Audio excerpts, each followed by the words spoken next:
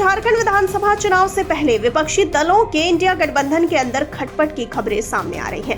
India गठबंधन के दलों के बीच दोनों राज्यों में सीट बंटवारे को लेकर खींचतान जारी है। महाराष्ट्र में इंडिया गठबंधन में शामिल समाजवादी पार्टी को बड़ा झटका लगा है। महाराष्ट्र में सपा की ओर से मांगी गई 3 सीटों पर कांग्रेस और शिवसेना यूबीटी ने अपने उम्मीदवारों की घोषणा कर दी है। दोनों पार्टियों का यह कदम अखिलेश यादव के लिए बड़ा झटका माना जा रहा है। इस पर अखिलेश यादव ने अपनी प्रतिक्रिया दी।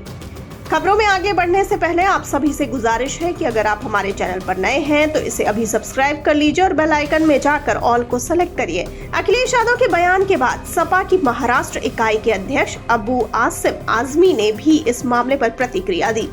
अबू आसिम आजमी ने सोशल मीडिया प्लेटफॉर्म एक्स पर एक पोस्ट में कहा, समाजवादी पार्टी नहीं चाहती है कि महाराष्ट्र में सेक्युलर वोटों का बंटवारा हो। सपा अब भी महाविकास आघाड़ी के जवाब का इंतजार कर रही है।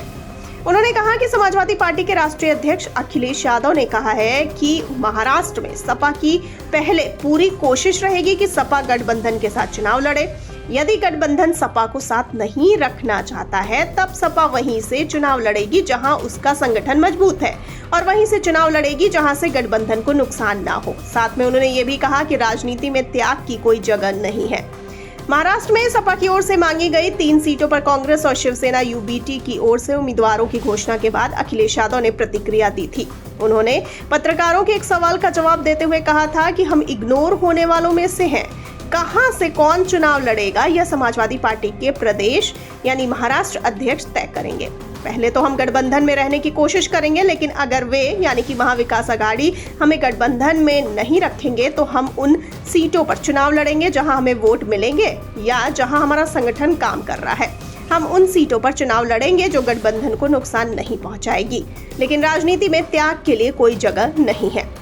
आपको बता दें कि झारखंड विधानसभा चुनाव में इंडिया गठबंधन में दरार पड़ती दिख रही है। राष्ट्रीय जनता दल ने झारखंड मुक्ति मोर्चा के उम्मीदवारों के खिलाफ अपने उम्मीदवार उतारे हैं, जिसके विरोध में कांग्रेस के स्थानीय नेताओं ने इस्तीफा दे दिया है।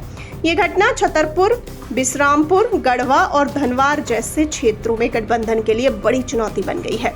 इंडिया गठबंधन के लिए सीट बंटवारा एक बड़ा मुद्दा बन गया है। वरिष्ठ कांग्रेसी नेताओं को आरजेडी नेतृत्व को मनाने की जिम्मेदारी दी गई है। वे आरजेडी नेतृत्व से लगातार संपर्क में हैं और इस मुद्दे को सुलझाने की कोशिश कर रहे हैं। दूसरे चरण के नामांकन की प्रक्रिया खत्म होने से पहले आरजेडी पर अपने उम्मीदवार वापस लेने का दबाव बनाया जा रहा है। अगर आरजेडी अपने उम्मीदवार नहीं हटाता है तो वाम दल, जेएमएम और कांग्रेस आरजेडी उम्मीदवारों का विरोध कर सकते हैं, जिससे महागठबंधन और कमजोर हो जाएगा।